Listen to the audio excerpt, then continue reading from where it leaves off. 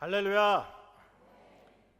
예, 시온 찬양대의 아름답고 복된 찬양이 무더운 날씨와 이 험한 세상살이 가운데 지치고 고단한 우리의 몸과 그리고 또 심령의 힘과 또 용기와 위로를 주는 생명수가 된 줄 믿습니다.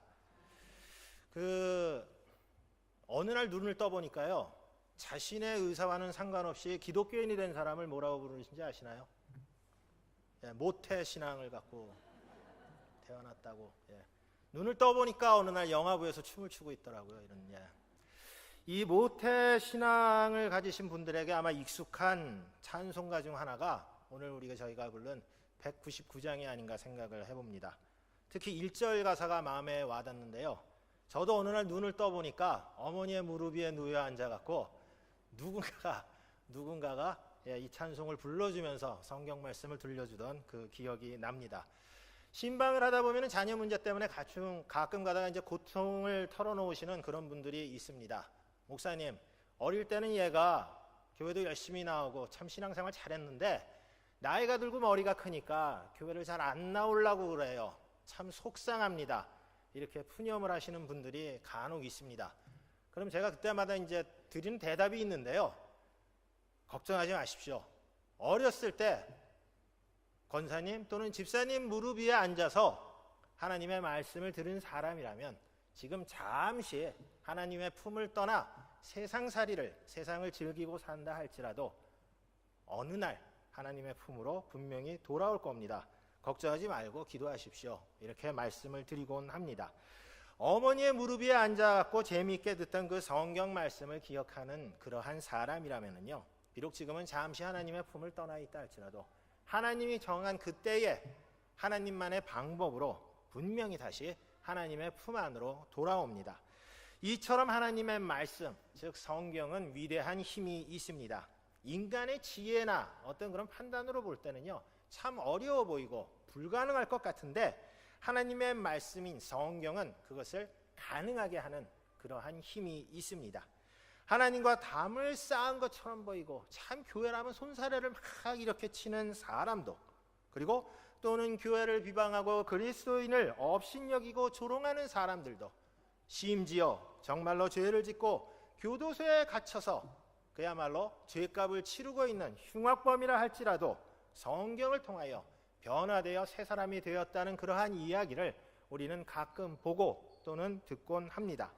하지만 이처럼 위대한 힘이 있는 성경이지만 우리나라에 처음 복음이 전해졌을 때만 하더라도 이 성경은 누구나 접할 수 있는 그러한 것은 아니었습니다. 특히 외국 선교사들이 갖고 들어온 이 한문으로 되어 있는 이 성경은 일반 사람들이 그 당시 어떤 그런 문맹률이나 이런 거로 봤을 때 쉽게 읽을 수 있는 그러한 책이 아니었습니다. 그래서 외국 선교사님들은요, 복음을 전하는 것도 중요하지만 이 성경을 번역하는 이러한 일에도 심혈을 기울였습니다. 우리나라에 성경이 처음 들어온 거는요, 1832년 귀출라프 선교사가 한문 성경을 갖고 들어왔어요. 그 후에 1865년 이 로스 선교사라는 분이 스코틀랜드 성서 공회의 도움으로 역시 한문 성경을 가지고 들어왔습니다.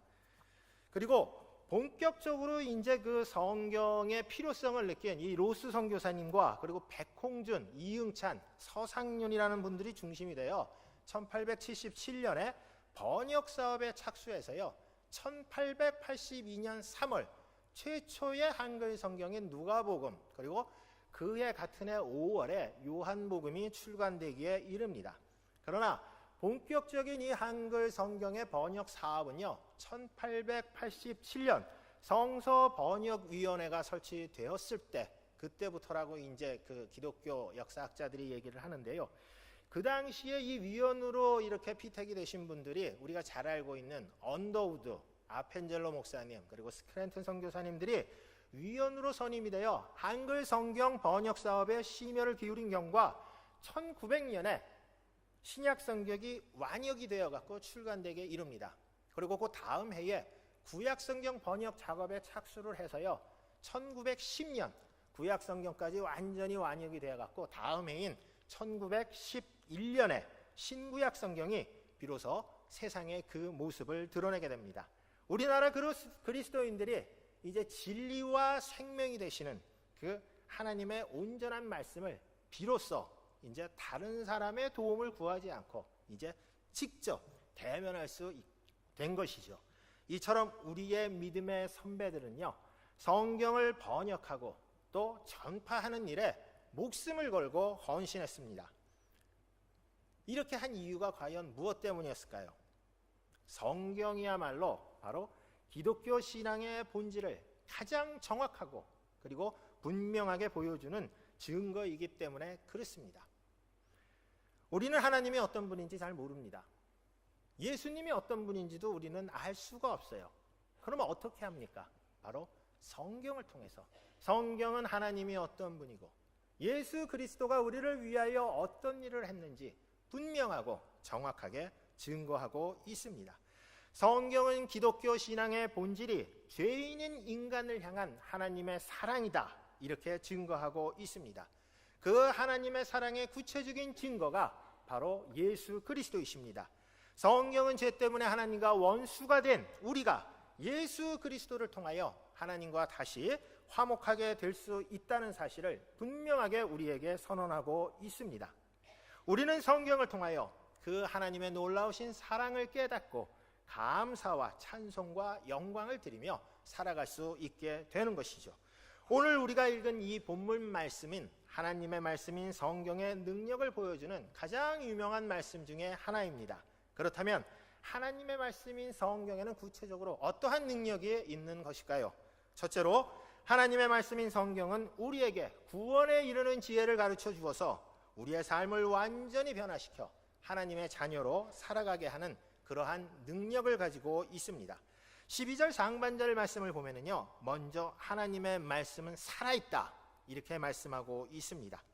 하나님의 말씀이 살아있다는 것은 무엇을 의미하는 것일까요? 요한복음 1장 1절 말씀에 보면 이렇게 기록이 되어 있죠. 태초에 말씀이 계시니라. 이 말씀이 하나님과 함께 계셨으니 이 말씀은 곧 하나님이시라, 이렇게 기록이 되어 있습니다. 아무것도 존재하지 않는 그 영원전부터 말씀이 있었는데 이 말씀은 놀랍게도 하나님과 함께 있었다는 거예요. 다시 말씀드려서 인격을 갖추고 있었다는 그러한 의미입니다. 성경은 바로 이 말씀이 인간의 몸으로 이 땅에 오신 성자 하나님 예수 그리스도이다, 이렇게 분명하게 우리에게 증거하고 있습니다. 그리고 히브리서 오늘 우리가 읽은 본문 말씀 상반절 말씀 또 하나 보면은 하나님의 말씀은 활력이 있다, 이렇게 증거하고 있습니다. 많은 분들이 성경을 읽고 있죠. 계획을 세워갖고 성경 통독을 하시는 분들도 있습니다. 성경을 읽는 이유가 무엇입니까? 성경 지식을 좀 많이 알기 위해서 그런가요? 아니면 성경에 기록된 어떤 그런 좋은 말씀, 금언이라든가 격언을 통해서 내 인생의 어떤 삶의 그 방향을 갖다가 좀 멋있게 좀 설정하기 위해서 그래서 읽습니까? 아니면 예수라는 사람이 도대체 어떤 사람인지 좀 알고 싶다, 그래서 읽습니까? 물론 그렇게 읽는 것이 잘못되었다는 것은 아닙니다. 필요합니다. 하지만 성경은 우리에게 구원에 이르는 지혜를 가르쳐주는 바로 하나님의 말씀입니다. 우리가 전에는 죄인이었는데요, 예수 그리스도를 통하여 의인의 신분을 얻게 되었다는 것과 이제는 하나님의 자녀로서 죄인이 아닌 의인의 신분으로서 어떻게 하나님을 기쁘게 하고 그리고 하나님께 영광을 드리며 살아가야 할지 우리는 성경을 통해서 배우는 것입니다. 그러므로 성경은 그냥 인쇄된 어떤 그러한 문자가 아니에요. 우리의 삶 가운데서 살아 움직이며 그리고 우리를 변화시키는 힘의 근원이 되는 것이 바로 성경입니다. 우리가 성경을 읽을 때마다 가슴이 뜨거워지고 마음이 설레는 이유가 무엇이겠습니까? 바로 성경은 살아있고 활력이 있는 하나님의 말씀이기 때문에 그렇습니다. 살아있고 활력이 있는 이 하나님의 말씀은 우리를 설득하고 회심시키고 위로하고 결국은 그리스도께 완전하게 복종하게 하는 그러한 능력이 있습니다. 우리가 하나님의 말씀의 능력에 사로잡히면 사람의 모든 지혜와 지식이 얼마나 보잘것없고 얼마나 하찮은 것인지 우리는 깨닫게 됩니다. 과거의 모든 구습으로부터 벗어나서 이제 새로운 피조물로 그렇게 살아갈 수 있게 되는 것이죠. 1860년에요.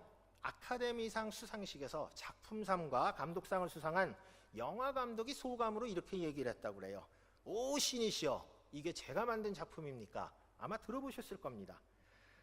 이렇게 그 수상소감으로 화제가 된 영화 사상 최고의 그 종교 영화로 인정받고 있는 작품이 하나가 있습니다. 그런데 아이러니한 것은요, 이 작품의 원작자인 루이스 월리스라는 사람은요, 철저하게 무신론자였다고 그래요. 그는 어려서부터 불신자였고요. 기독교가 얼마나 허구로 가득 차고 허무맹랑한 종교인지 내가 밝혀보겠다. 이 거짓된 것에 현혹되어 그야말로 이렇게 신앙생활하고 종교생활하는 사람들에게 내가 뭔가 정말 깨닫게 해주겠다. 그래서 성경을 철저히 파헤치기 위하여 성경을 정독을 했다고 합니다. 거짓된 것을 찾아보려고 눈을 부릅뜨고 찾아봤는데 잘못된 것이 하나도 없는 거예요. 오히려 그 파헤치면 파헤치고 성경을 읽으면 읽을수록 지난날 내가 살아온 인생이 이게 잘못된 것이 아닌가, 왠지 의구심이 들기 시작했습니다. 하나님의 말씀인 성경 속에 내재해 있던 그 하나님의 능력이 불신과 원망과 그리고 하나님에 대한 적개심으로 가득 찼고 있던 이 루이스 월리스의 마음을 움직이기 시작했던 것입니다. 결국 그는 예수 그리스도께서 인류의 죄를 대속하기 위하여 십자가의 그 치욕과 수치를 감당했다는 그 말씀에 이르러서 그만 꼬꾸라지고 말았습니다. 감격한 월리스는 영원하신 예수님의 사랑 안에서 살게 된 후 기독교를 비판했던 그 모든 자신의 행위를 반성하고 붓을 꺾어버리고요, 하나님의 영감으로 기록된 성경에 근거한 작품을 쓰기 시작했습니다. 바로 그 작품이 윌리엄 와일로 감독에 의해서 영화화된 1960년 아카데미상 수상식에서 12개 부분에 노미네이트가 되어 작품상, 감독상, 나무주연상을 비롯한 11개 상을 수여한 바로 20세기 최고의 명작 중 하나인 배너입니다. 그렇습니다. 하나님의 말씀은 이처럼 우리가 도저히 상상할 수 없는 그러한 능력을 갖고 있습니다.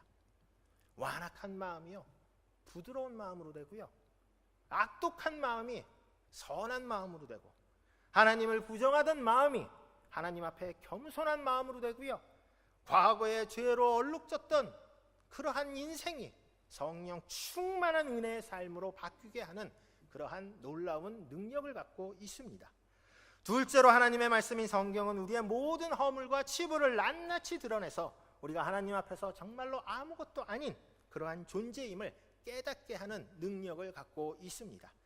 오늘 본문에 기록된 보면 검이라는 단어가 나오는데요, 이 검이라는 단어는 공동번역과 새번역 성경에 보면 칼로 번역이 되어 있어요. 근데 이 칼은 로마 군인들이 당시 그 전투에서 백병전을 벌일 때 사용하던 단도라고 그럽니다. 이게 얼마나 예리하면요, 그냥 이렇게 피부에 상처만 내는 거 아니라 한 번 스치면 이게 파버린대요. 그러니까 장기가 드러나게 하던가 속을 갖다가 완전히 뒤집어 놓을 정도로 그렇게 예리한 그러한 칼이었다고 합니다. 이처럼 하나님의 말씀은 우리의 겉모습에만 영향을 미치는 것이 아니라 우리의 혼과 영과 관절과 골수까지 쪼개서 우리가 숨기고 있는 모든 악한 행실과 죄악을 낱낱이 파헤쳐 하나님께 낱낱이 드러내게 하는 그러한 능력이 있습니다. 12절 하반절 말씀을 보면 우리의 마음의 생각과 뜻까지 판단하신다, 이렇게 기록이 되어 있습니다. 하나님은 우리가 가지고 있는 지식과 감정과 의지까지 다 헤아리고 우리가 어떻게 행동하고 반응하는지 다 알고 계시다는 것이죠. 우리는 하나님 앞에서 우리의 비밀스러운 치부나 수치나 죄악을 숨길 수 있다고 생각하지만 하나님의 말씀은 그 모든 것을 만천하에 드러내어 우리를 부끄럽게 하는 그러한 능력을 갖고 있습니다. 우리가 하나님의 말씀을 깊이 상고하고 묵상하면 할수록 마음이 찔리고 부끄러움을 느끼는 이유가 바로 여기에 있습니다. 13절 말씀을 보시죠. 보면은 지으신 것이 하나도 그 앞에 나타나지 않음이 없고 우리의 결산을 받으시리에 눈앞에 만물이 벌거벗은 것 같이 드러난다 하고 말씀하고 있습니다. 이 말씀은 우리에게 두 가지를 보여주고 있는데요, 하나는 우리가 하나님 앞에서 어떤 것도 감출 수 없는 그러한 존재라는 사실입니다. 아담의 모습을 한번 보세요. 아담이 범죄했을 때 어떻게 했습니까? 아담은 자신의 범죄를 숨길 수 있다고 생각을 했어요. 그리고 변명하고 핑계를 대면서 자신을 합리화하기 위해서 노력했습니다. 하지만 아담이 하나님 앞에 보여준 것은 무엇입니까? 죄악으로 점철된 벌거벗은 부끄러운 몸밖에 없었어요. 또 하나는 우리가 하나님 앞에서 아주 무기력한 무방비 상태로 노출된다는 것입니다. 한마디로 우리 자신이 얼마나 보잘것없고 연약하고 부족하고 아무것도 아닌 존재인가, 바로 그것을 알게 된다는 것이죠. 이처럼 우리가 하나님 앞에 벌거벗긴 존재로 섰을 때, 그때 비로소 하나님께서 우리에게 자비와 긍휼을 베풀어 주십니다. 실제로 벌거벗은 아담에게 하나님께서 무엇을 하셨습니까? 동산에서 쫓아내시면서도요, 그냥 쫓아낸 것이 아니라 가죽옷을 입혀 지어서 치근한 마음에 가죽옷을 입혀 보내셨죠. 이처럼 하나님은 우리의 모든 것을 판단하시고 우리에게 생명의 빛을 공급해 주십니다. 우리를 심판하여 영원히 멸망을 시키는 것이 하나님께서는 목적이 아니라요, 죽음의 길에서 쓰러져 가던 영혼을 소생시켜 밝은 생명의 길을 걷게 하시는 것이 하나님께서 원하시는 것입니다. 이 세상의 악한 세력들은 우리의 영혼을 곤고하게 하고, 그리고 우리를 언제든지 무너뜨리고 쓰러뜨리려고 하지만, 우리 하나님의 살아있는 말씀은요, 바로 우리의 영혼에 충만한 생명력과 그리고 활기와 참된 만족을 준다는 사실을 우리는 기억을 해야 합니다. 사랑하는 성도 여러분, 하나님의 말씀인 성경은요, 이처럼 우리에게 구원과 생명과 진리에 이른 길을 보여주고 있습니다. 그런데 요즘 우리 그리스도인의 모습을 보면은요, 이 소중한 하나님의 말씀, 성경을 갖다가 너무 좀 홀대하고 있는 것이 아닌가, 그러한 생각을 듭니다. 우리 교회만 하더라도 그래요. 예배 때마다 이 성경 말씀을 프로젝트로 띄우다 보니까, 오늘 제가 히브리서 4장 12절에서 13절 말씀입니다 이렇게 하니까, 이렇게 성경을 보시는 거 아니라 저만 보시는 것 같아요. 그래갖고 저기 보시는 건지 저를 보시는 건지, 그런 것 같습니다. 아무래도 예전만큼 성경을 보는 시간이나 빈도가 줄어든 것 같아요. 우리 믿음의 선배들은 어땠나요? 지금은 볼 수 없는 그 성경이지요. 세로로 된 한글 개역 성경을 하도 이렇게 밑줄을 치면서 읽어갖고 글자가 보이지 않는 그러한 성경을 제가 어떤 권사님 댁에 신방을 갔다가 한번 본 적이 있어요. 그리고 그 얇은 종이가 너덜너덜자고, 그리고 이 검은 가죽이 완전히 헤어진 그 정도가 될 정도로 열심히 성경을 봤습니다. 그렇게 성경 말씀을 읽으면서 하나님의 사랑과 은혜를 체험하면서 구원의 기쁨과 감격을 누렸던 것이 우리 믿음의 선배들의 모습이었습니다.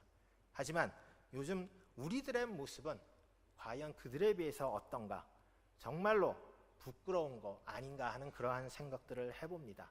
마치 도서관에서 빌려온 책처럼 밑줄이라도 그으면 난리가 나는 것처럼 깨끗하게, 그야말로 귀하게 성경을 보관하고 계신 것은 아닌지, 그러한 생각들을 해봅니다. 지금 이 순간에도 성경을 읽고 싶지만 성경책이 없어서 이런저런 이유 때문에 성경을 접할 수 없는 사람들이 너무나도 많이 있습니다. 이들이 하나님의 말씀인 성경을 통하여 배너의 작가인 루이스 월리스처럼 변화될 수 있도록 하는 것이 바로 구원의 기쁨과 감격을 먼저 체험한 우리들의 목과 사명이 아닌가 생각을 해봅니다. 이사야 선지자는 이렇게 말씀하였습니다. 풀은 마르고 꽃은 시드나 우리 하나님 말씀은 영원히 서리라. 그렇습니다. 이 세상 모든 것이 사라지고 그리고 또 변한다 할지라도 하나님의 말씀인 성경은, 하나님의 말씀은 영원토록 우리와 함께 있습니다. 우리가 하나님의 백성으로 이 험한 세상을 담대하게 살아갈 수 있도록 그 하나님의 말씀은 언제나 우리 곁에서 우리를 지켜주실 것입니다.